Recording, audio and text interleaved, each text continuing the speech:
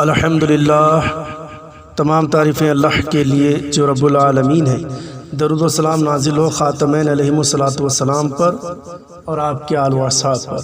بزرگان دین، عزیز نوجوانوں، عفت مآب پردہ نشین خواتین اور پیارے بچوں، آج کی اس مختصر سی نشست میں بندگی میراث سید ابراہیم بنی اسرائیل رضی اللہ تعالیٰ عنہ کی سیرت سننے اور سنانے کی سعادت حاصل کریں، جو 11 محرم الحرام میں جن کا عرس مبارک ہے، جن کا روزہ گوکا کی سرزمین پر آسودہ ہے، ہر خاص و عام کے لیے زیارت گاہ ہے۔ عزیزان محترم، ایک سوال پیدا ہوتا ہے، جو بھی طالبین ہوتے ہیں، جو بھی مطالعہ کرنے والے حضرات ہوتے ہیں، وہ مطالعہ کرتے ہیں تو دیکھتے ہیں کہ ایسے بزرگان دین زیادہ ہوتے ہیں جن کی سیرتوں کے بہت سارے ان کے کشف و کرامات کو لکھے نہیں جاتے، یا ان کے ایسا بھی ہوتا ہے کہ اس وقت وہ ضروری نہیں سمجھتے ہوں، یا ایسا بھی ہوتا ہے جو وہ خود ظاہر نہ کرنا چاہتے ہوں، کیونکہ وہ بزرگان دین ایسے ہی بزرگان دین میں سے آپ ہیں جو اپنے اندرونی الہامات و مکاشفات کو چھپانے میں انتہائی کوشش کرتے ہیں۔ وہ ایسے بندے ہوتے ہیں محبوب حقیقی کے کسی راز کو فاش نہیں کرتے۔ اگر دیکھا جائے تو یہ اللہ والے اپنی باطنی ذوق اور شوق کی بنا پر صحیح معنوں میں بادشاہی کرتے رہتے ہیں۔ یہ ایسے بزرگان دین ہوتے ہیں۔ کسی کی کرامت ظاہر ہو جاتی ہے تو کسی کی ظاہر نہیں ہوتی۔ کوئی ذکر و عبادت میں اتنا مست و مگن ہو جاتا ہے کہ اسے تحریر میں نہیں لاتا، یا کچھ ایسے بزرگان دین ہوتے ہیں وہ چاہتے ہیں کہ ان کے وہ تیری تاریخوں کو یا ان کی کرامات کو لکھا نہ جائے۔ اس کا یہ مطلب نہیں ہوتا کہ ان کے مقام مرتبے میں کوئی کمی واقع ہو جائے، کیونکہ عزیزان محترم یہ ان ہستیوں میں سے ہیں جنہیں مہدی موعود علیہ السلام نے بی بی لہدادی رضی اللہ عنہ سے کہا کہ اللہ نے آپ کے 7 پشت کو بخش دیا ہے۔ 7 پشت صاحب ایمان، وہ کون سے ایمان؟ ایمان ذات خدا است کے ایمان کی بشارت دی جا رہی ہے۔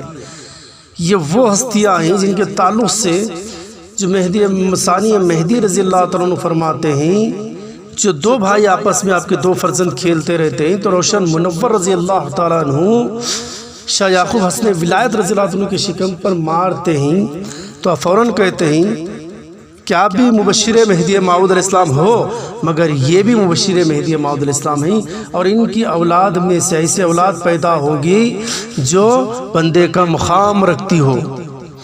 پھر مہدی موعود علیہ السلام فرماتے ہیں ثانی مہدی رضی اللہ عنہ کی جو اولاد ہے بندے کے سر کا تاج ہے۔ عظمت تاج رہنے سے آدمی کی عظمت مقام مرتبہ بلند ہو جاتا ہے، یعنی ان کی اولاد سے میرے مقام اور مرتبے میں اور دوبالا ہو جائے گا، مقام و مرتبے میں اضافہ ہو جائے گا۔ سر کا تاج بنایا ہے آپ نے، تو یہ کم نہیں کہ مہدی موعود علیہ السلام کے اتنے سارے بشارات ہمارے اور آپ کے لیے کافی ہو جاتے ہیں۔ اور انہی واقعات کی اگر تشریح کرتے چلے تو ہمیں معلوم ہوگا کہ یہاں صرف اس کا لب لباب معرفت الہی ہوتی ہے۔ تو ایسے بزرگان دین جسے مہدی موعود علیہ السلام کے صدقے سے معرفت الہی حاصل ہوتی ہے تو وہ بشری حالات سے باہر آتے ہیں۔ جب ان بشری حالات ان کے اندر سے نکل جاتی ہے تو وہ نگاہ کرتے ہیں تو عاشق، معشوق اور عاشق سبھی ایک پاتے ہیں، یعنی عالم توحید میں سبھی ایک ہیں۔ تو دیکھا جاتا ہے عزیزان محترم، حاجی لوگ جسمانی طور پر خانہ کعبہ کا طواف کرتے ہیں، لیکن عارف لوگ روحانی طور پر عرش اور اعجاز عظمت کا طواف کرتے ہیں اور دیدار الہی سے مشرف ہوتے ہیں۔ ایسے ہی بندوں میں جو واقف رموز اسرار عرش عظیم ہوتے ہیں، جس سے ہم اور آپ حضرت بندگی میاں سید ابراہیم بنی اسرائیل رضی اللہ تعالیٰ عنہ کے نام سے یاد کرتے ہیں۔ تو اسی لیے بزرگان دین ایسا بھی ہوتا ہے عزیزان محترم کہ سارے سمندر کو کوزے میں سمونے کے لیے، ان کے اخلاق، کردار، اوصاف کو سمندر میں کوزے میں سمونے کے لیے ان کو الخبات دیتے ہیں۔ وہ الخبات ان کے عکاسی ہوتے ہیں، ان کے کردار ہوتے ہیں، ان کے اخلاق ہوتے ہیں، ان کا مقام ہوتا ہے۔ تو اسی لیے جو بزرگان دین نے آپ کو لکھا ہے تو واقف اسرار عرش عظیم، تو اس معنی میں ہیں وہ کہ وہ واقف اسرار عرش عظیم ہیں جنہیں اللہ تعالیٰ کی معرفت حاصل ہوتی ہے۔ ایسے بزرگان دین ہی انہی کے اولاد کا ایک واقعہ بتاتا ہوں عزیزان محترم۔ یہ وہ وقت ہوتے ہیں، وہ شریعت کے حامی اور یہ طریقت کے استاد ہوتے ہیں، اور معرفت حق میں وہ درجات و مقامات عالی کی حامل بنا دیتے ہیں، جو ان سے وابستہ ہو جاتا ہے، یا پھر ان کی اولاد ان کی کیمیائی نظر سے صاحب کشف و کرامات بنا دیتی ہے۔ ان کی کیمیائی نظر کیا کرتی ہے؟ صاحب کشف و کرامات بناتی ہے۔ اسی میں سے ان کے ایک فرزند بندگی میاں سید ولی رحمۃ اللہ علیہ، ایک روز کسی نے گرم کیا ہوا دودھ لا کر خدا کے راستے میں اللہ دیا بول کر آپ کو دے دیا۔ حضرت نے اس کو نوش کرنے کے لیے بڑھ رہے تھے، آواز آئی میں مشکوک ہوں۔ آواز کیا آ رہی ہے؟ میں مشکوک ہوں۔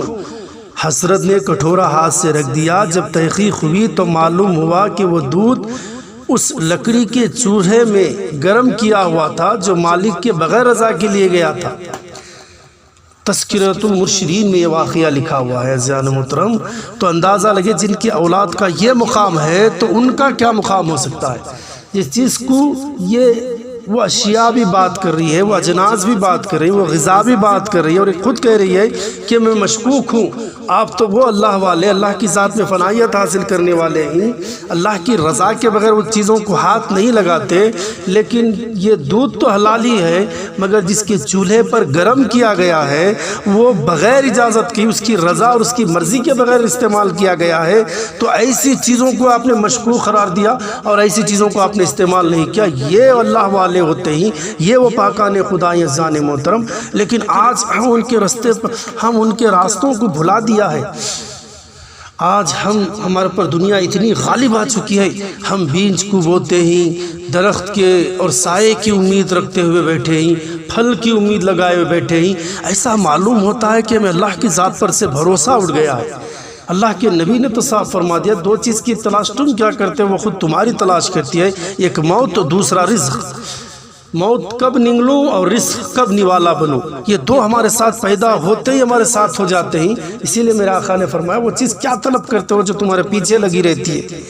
لیکن ہم اللہ کی ذات پر بھروسہ نہیں، ہمیں کل کی اس پر اللہ کی ذات پر کل کا بھروسہ نہیں، اسی لیے ہمیں زمانے پر لگ جاتے ہیں، امید لگ جاتے ہیں، پھر اپنے آپ کو ان بزرگان دین سے وابستہ کرنے کی بات کرتے ہیں۔ ایسا معلوم ہوتا ہے ان کا سیرت، ان کی کردار صرف واقعوں کی حد تک، کتابوں کی حد تک محفوظ ہو کر رہ گیا ہے۔